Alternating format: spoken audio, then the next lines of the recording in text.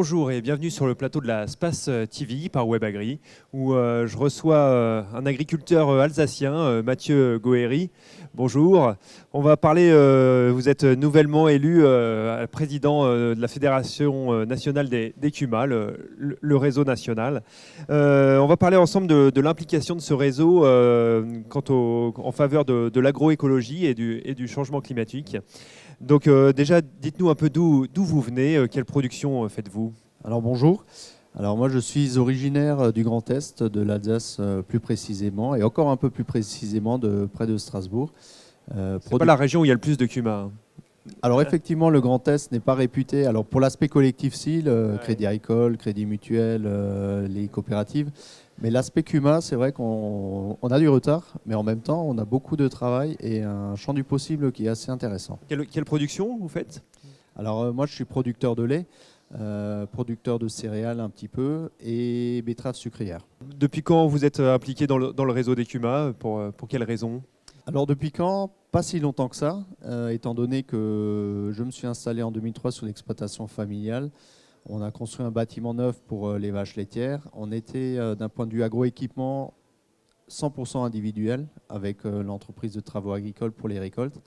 Donc j'ai pas un parcours génétiquement, je n'ai pas été programmé pour être dans le collectif. Par contre, mon parcours de formation et à l'installation m'a donné des idées, m'a ouvert des portes et le collectif m'a rattrapé. Et du coup, on a avec 8 autres agriculteurs, donc on était 9, on a créé la CUMA de la Rosée en 2008 sur un projet, comme on était majoritairement des éleveurs, de mélangeuse distributrice avec un salarié tout de suite. Et Pandora Fumier, ça a été le début de l'histoire collective. Et aujourd'hui, elle fonctionne bien? Vous avez de nombreux matériels en commun? Alors aujourd'hui, elle fonctionne moyennement, étant donné que son président, donc moi, que je suis très absent. Non, pas du tout. La CUMA, d'ailleurs, me permet d'être là aujourd'hui, puisque les agriculteurs et les salariés qu'on a dans la CUMA prennent le relais aussi de mon exploitation en mon absence. Elle fonctionne très bien. En 14 ans, on a plus de 300 000 € de chiffre d'affaires. On n'a pas encore de bâtiment, on réfléchit à la méthanisation, mais on a tout le matériel à destination d'un élevage, des cultures, donc du semis à quasiment la récolte, avec notamment toute la traction. Personnellement, je n'ai plus de tracteur sur mon exploitation. Plus de tracteur que de la CUMA. Ce qui, pour un Alsacien, n'est pas une masse à faire. Alors j'ai gardé, je vous mentirais si je disais j'en ai plus du tout, j'ai gardé le tout vieux, parce que mon père a besoin de temps en temps sortir des patates pour la consommation personnelle, aller manifester de temps en temps s'il faut, mais en tout cas, le tracteur ne permet plus d'accrocher le matériel de la CUMA. Qu'est-ce qui vous a plu dans le réseau? Pourquoi vous vous êtes impliqué au niveau de votre CUMA et régional puis national? Alors avant de m'impliquer dans le réseau CUMA, j'ai été impliqué au niveau du réseau JA. Ce qui m'a toujours plu, c'est d'animer un territoire, c'est d'être collectivement, avoir une réussite collective. La réussite individuelle ne m'a jamais trop intéressé. Donc la réussite collective passe chez moi à travers la CUMA. Et le fait de réussir chez soi, j'ai toujours été dans la communication aussi, de dire si ça marche chez moi, ça peut marcher chez les autres, je trouve que c'est bien pour moi, il faut que je puisse transmettre. Donc la notion de transmission a été de toujours très importante chez moi. Et c'est ce qui m'a amené à monter de plus en plus haut, parce que l'exploitation marche bien, parce que la CUMA marche bien, parce qu'on a réussi à mettre un réseau CUMA Grand Est en place qui marche très bien. Et aujourd'hui, j'aimerais contribuer à ce qu'on puisse transmettre cette réussite au maximum d'agriculteurs. Alors on va aborder le sujet de l'écologie. Les CUMA et l'agroécologie, déjà, ça date pas d'hier, c'est de l'histoire presque ancienne. Le réseau a depuis longtemps été à l'origine des changements de pratiques et le fait d'être en collectif permet cette émulsion. C'est vrai que le changement agricole, il peut venir de deux côtés. Il peut venir d'un point de vue administratif parce qu'on nous oblige, que ce soit l'Europe ou la France sur certains points, et du volontariat. Et le réseau CUMA est beaucoup basé sur le volontariat, l'expérience collective à travers l'individu, la mise en commun des réussites. Et donc on est un vecteur depuis tout temps, comme vous l'avez dit, de changement. Parce que le changement collectif a plus d'impact que le changement individuel. Et quand ça réussit chez un dans le groupe, facilement on arrive à transmettre très rapidement. Et donc les changements s'opèrent à la base et en collectif le plus rapidement. Et on a vu évoluer par exemple des GI2E en parallèle des CUMA. Alors c'est vrai qu'on a eu cette possibilité sous Stéphane Le Foll d'avoir en plus de nos actes, d'avoir des soutiens, donc à travers les GI2E qui ont finalement été un outil qui nous permet de concrétiser les démarches, mais de ne pas subir financièrement tous les revers. Donc ça permet de s'engager encore plus profondément, encore plus volontairement dans des démarches. Alors le GI2E n'était pas forcément dédié CUMA, d'ailleurs il ne l'est pas. C'est des groupes d'agriculteurs par contre, et le plus naturellement possible, les CUMA étant déjà constitués en groupe, la CUMA prend le relais à travers le statut ou la reconnaissance GI2E. Mais on a aussi sur les territoires des exemples où même la CUMA à son échelle s'est retournée ou s'est associée à d'autres CUMA du territoire parce qu'ils avaient le même projet et donc de faire un GI2E encore plus conséquent sur un territoire. Il s'en est créé beaucoup, notamment vraiment sur le travail du sol, sur les couverts, le semis direct ou simplifié. L'arrêt du labour, ça a vraiment permis des changements de pratique en faveur au moins du stockage de carbone dans les sols. C'est vrai qu'on parle beaucoup du changement climatique et on est, alors je le rappelle, mais beaucoup de monde le rappelle, on est les premiers à avoir les conséquences de ces changements. Donc forcément, on est dans la réflexion de ces changements. Et alors il y a 2 volets au niveau des GI2E qui ont été les plus utilisés ou qui sont les plus utilisés aujourd'hui. C'est effectivement le changement des pratiques à travers la mécanisation, mais aussi l'autonomie fourragère de nos exploitations. Donc c'est les 2 volets qui ont un impact fort sur notre économie aussi et qui sont portés par les GI2E et les CUMA. Justement, le réseau des CUMA a écrit un livre blanc avec des propositions, notamment quelques-unes sur l'écologie ou la sobriété énergétique. Quelles sont par exemple vos propositions en la matière ?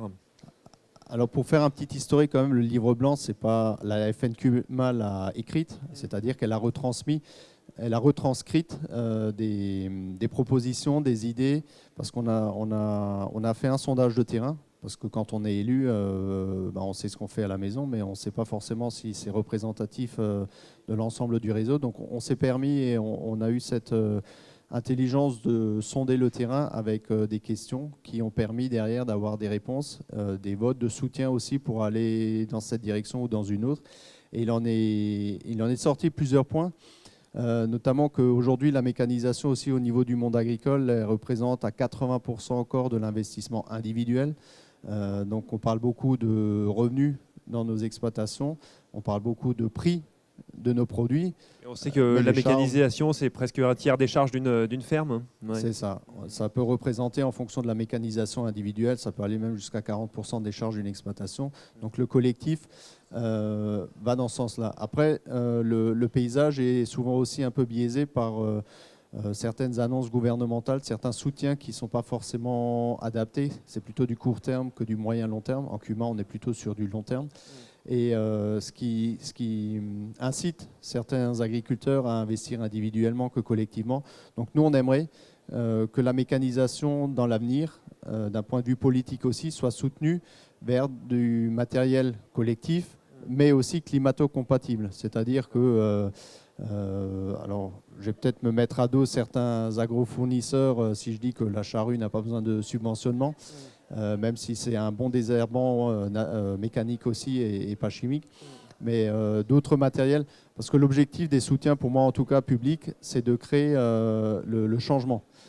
C'est pas en donnant des soutiens à des matériels que le commun a l'habitude d'acheter ou sait utiliser qu'on arrivera à faire des changements. C'est plutôt en soutenant des matériels qui ne sont pas naturels, où il faut de l'apprentissage, le courage de l'acheter, la formation à l'utiliser. C'est comme ça qu'on arrivera. C'est sûr qu'acheter en individuel un semoir de semi-direct, c'est quand même un lourd investissement, des risques à prendre. C'est quand même plus facile à aborder en collectif, par exemple. Oui, ce type de matériel, des fois, n'est pas suffisant. Il faut en plus le tracteur qui va devant, qui n'est pas forcément présent sur la ferme. Donc ça fait de gros investissements lourds. Et c'est sûr que en CUMA, on est sur des investissements économiques et pas fiscaux. Sur l'exploitation individuelle, on a un raisonnement fiscal, mais vu la rentabilité et les montants engagés, c'est vrai que peu d'exploitations peuvent se le permettre. Et justement, en termes de mesures fiscales, enfin non pas fiscales, mais vous espérez qu'il y a un changement et de la subvention au collectif pour des outils climato-compatible, on va dire. C'est ce que vous attendiez des décisions politiques? Alors, je vais peut-être être provocateur une fois de plus ce matin, mais étant président d'un réseau collectif, moi, ce que j'aimerais personnellement, alors, c'est qu'il y ait des subventions individuelles pour tout ce qui ne peut pas être mis en collectif, des bâtiments, d'autres investissements qu'on ne peut pas partager parce que c'est vraiment lié à l'exploitation individuelle. Par contre, tout ce qui peut être partagé, et dans l'agroéquipement, tout peut être partagé. Moi, je prône personnellement, et la tête de réseau, qu'on ait un subventionnement exclusif au collectif. Qu'est-ce qu'il en est de la production d'énergie? On sait que, par exemple, ça serait sur beaucoup de CUMA ou des bâtiments. Aujourd'hui, on pourrait mettre du photovoltaïque dessus. Mais d'un point de vue juridique, il y a des choses qui bloquent. Oui, ça c'est aussi un aspect du livre blanc qui est ressorti, c'est le champ du possible des CUMA. En 1945, quand ça a été créé, c'était 100% matériel. Ensuite, on a réussi à étendre ça à la manœuvre. Ensuite, on a réussi à étendre ça à du bâtiment. Et aujourd'hui, on aimerait étendre ça aussi à la production d'énergie, mais qui naturellement découle de l'activité de la CUMA. Donc le photovoltaïque en est un bon exemple. Il existe déjà des CUMA qui ont des bâtiments avec des panneaux photovoltaïques sur le toit. Mais comme certains individus aussi, ça les a obligés à créer une structure supplémentaire. Et en fait, l'objectif, au final, c'est quand même que les sous reviennent au collectif et puissent faire baisser encore leur facture annuelle de mécanisation. Donc on est dans le collectif, dans un schéma assez vertueux, mais qui, d'un point de vue administratif, que ce soit le photovoltaïque, la méthanisation, ne le permet pas aujourd'hui. Et donc ça, c'est nos objectifs d'extension du champ du possible pour les CUMA, de la production d'énergie pour une valorisation et un impact sur le coût de la mécanisation des collectifs. Ce qui nécessiterait un changement de statut juridique, quoi. On y est. Enfin, on est dans ce travail, on est dans cette persuasion de la profession agricole, parce que changer des statuts coopératifs, c'est changer des fois le statut de toutes les coopératives. Donc ça a un impact aussi qu'il faut mesurer par rapport aux autres pas professions, mais aux autres productions qui sont liées sous le même statut. Donc c'est des mesures qu'on fait. Et c'est pour ça qu'on est persuadé que le champ du possible est ouvert. En termes plus individuels de consommation de gasoil, par exemple, on peut se dire qu'un agriculteur en CUMA, ça implique de faire beaucoup de trajets entre adhérents pour aller chercher un matériel, le déposer à un lieu collectif ou chez un autre adhérent, qui des fois beaucoup de transport pour assez peu de travail au champ. Est-ce que c'est vrai? Bah oui et non, hein. On a toujours l'exemple et la controverse sur les territoires. Il y a des CUMA très locales, donc où déjà géographiquement les agriculteurs sont très proches les uns des autres, donc où le transport ne représente pas de temps et d'énergie importante. Il y a des CUMA sur des territoires, il y a des CUMA départementales. On a dans le Grand Est une CUMA interdépartementale qui s'est constituée sur du toastage, donc avec un objectif d'autonomie de protéiques pour des palmipèdes, mais aussi des bovins. Donc là, forcément, c'est un véhicule qui va consommer de l'énergie. Par contre, la première vertu quand même du collectif, c'est de réduire l'utilisation notamment de la traction. Sur mon exploitation, par exemple, c'est un chiffre qui n'est pas comptable, mais qui est personnel. Avant la CUMA, 8 tracteurs, 2500 heures de traction par an à ISO constant d'exploitation, donc avant la CUMA et actuellement. Je n'ai plus de tracteur, j'utilise tous les tracteurs de la CUMA, tout le matériel de la CUMA. Je suis facturé, du coup c'est clair, visible, je n'ai même pas besoin de relever mon compteur. Je fais moins de 1000 heures de traction pour mon exploitation. Parce que quoi, la taille des matériels a augmenté, on va plus vite et moins longtemps, c'est ça? Alors la taille des matériels a augmenté pour certains, pas pour tous. La tonalisée, oui, on est passé de 14 000 litres à 18 000 litres avec Pandiard, donc pour être plus vertueux aussi. Donc ça nous permet de gagner du temps. Certains matériels, on est à ISO constant parce que l'activité qu'on a le permet. Et on est plutôt sur... quand on achète du matériel, on étudie son besoin et on adapte le matériel. Le principe de la CUMA, c'est d'optimiser l'achat du matériel. Un exploitant qui, pour son semis de maïs, a son équipement individuel, on en connaît qui sème même pas sur une journée. Ils commencent le matin, le soir, ils ont largement fini. Donc là, on n'est pas dans un cercle vertueux. Mais par rapport à la consommation d'énergie, nous, ce qu'on s'emploie à faire, c'est de prôner pour le chantier collectif. Alors, c'est d'autant plus facile s'il y a des salariés dans la CUMA.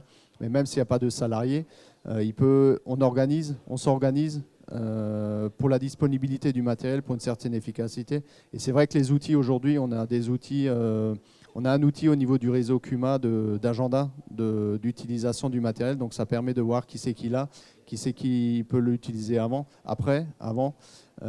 Et pour être très efficace dans les chantiers, nous par exemple à CUMA de la Rosée, quand on part faucher de l'herbe, on mutualise le GNR, le tracteur, les faucheuses. On commence à un endroit avec une parcelle qui a un adhérent. On finit avec une parcelle à un endroit qui a un adhérent et tout ce qui entre a été fauché les uns après les autres et pas adhérent par adhérent. Ouais. Et donc là où individuellement on se croisait dans les champs, alors c'est sympa, hein, on se salue mais on est quand même un peu moins, donc on se croise moins aujourd'hui en termes d'agriculteurs, du nombre d'agriculteurs, mais ça permet quand même une certaine efficacité et donc une consommation d'énergie limitée. Plus hésiter à aller travailler directement chez les autres pendant qu'il y en a un autre qui fane et l'autre qui presse, etc. Quoi. Faire du chantier collectif, ça peut être vrai pour de la pulvée, pour de l'épandage. On le fait. En fait, c'est l'intelligence des groupes. Moi, j'en suis convaincu, ça existe, c'est faisable, donc c'est faisable partout. Justement, sur l'intelligence des groupes, qu'en est-il des conseils techniques que peut apporter le réseau, et notamment via l'embauche d'animateurs pour faire émerger des idées? C'est vrai que le réseau CUMA, on était longtemps sur des animateurs qui étaient soit spécialisés machinistes pour vous aider à la prise de décision sur quel outil on investit, des animateurs aussi qui étaient très administratifs pour nous aider dans toute la gestion quotidienne de l'administratif. Et aujourd'hui, on a pour vocation, et en tout cas comme ligne directrice à la tête de réseau, mais aussi sur les territoires, d'embaucher plutôt des coachs ou des animateurs de groupe qui sont là pour vous faire réfléchir à la fois de votre exploitation. Le départ, c'est votre exploitation, qu'est-ce que vous y faites, pourquoi vous le faites et comment on peut améliorer les conditions individuelles à travers le collectif. Par exemple, une CUMA où il y a des éleveurs et des céréaliers, plutôt que le céréalier va livrer ses céréales à la coopérative et l'éleveur va acheter son aliment à la coopérative ou au privé, peu importe, pourquoi il peut y avoir des synergies de groupe. Et on a besoin d'animateurs extérieurs parce que souvent c'est le président qui mène les débats. Enfin, c'est son rôle, il a été élu pour ça dans une CUMA. Mais il n'est pas en capacité de gérer tous les dossiers parce qu'il est jugé parti. Et donc avoir un regard extérieur aussi, ce qui est important, et un conseil extérieur. On prône sur cette capacité des groupes encore à s'améliorer à travers l'animation du réseau, que ce soit national ou local. Et comment les CUMA peuvent être acteurs de l'adaptation aux conséquences du changement climatique? Je pense au stockage de l'eau ou comme on l'a vu cet été sur les feux de forêt par exemple. Alors on a déjà aujourd'hui, il y a à peu près 11 000 CUMA en France et il y en a 500 qui ont dans leur cœur d'activité l'eau pour les agriculteurs, donc soit le stockage, soit la capacité d'irrigation. Donc c'est des choses qui existent déjà. C'est des choses qui devront évoluer. Et là, on soutient évidemment toute la profession agricole qui va dans ce sens-là. C'est ce que j'estime, en tout cas moi en tant que président. L'eau, c'est la vie. On parle de stockage de carbone. Pour stocker du carbone, il faut créer de la biomasse sur les territoires. Donc des terres nues ne produiront pas de carbone. Alors les terres nues peuvent être parce qu'il y a un hiver comme dans le Grand Est où ça produit moins, mais ça peut aussi être de par la sécheresse l'été. Et on sait maintenant que l'agroécologie passe par la couverture maximale des terres. Ça améliore la vie du sol, ça améliore la porosité, ça améliore le stock de l'eau, mais il faut de l'eau aussi quand même pour mettre en culture un minimum. Et au niveau des CUMA, on est à travers des formations, à travers de la réflexion collective, à travers aussi des exemples parce qu'on en a qui le font. Et le réseau doit être en capacité de mettre en lien ceux qui font, ceux qui se posent ces questions-là pour gagner beaucoup de temps, pour avoir les codes et pour éviter de faire les mêmes erreurs. Parce que des erreurs, forcément, c'est comme ça qu'on apprend en faisant des erreurs.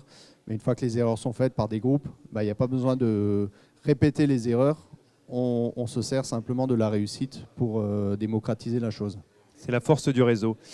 Merci. La puissance du réseau, c'est le logo, c'est le slogan.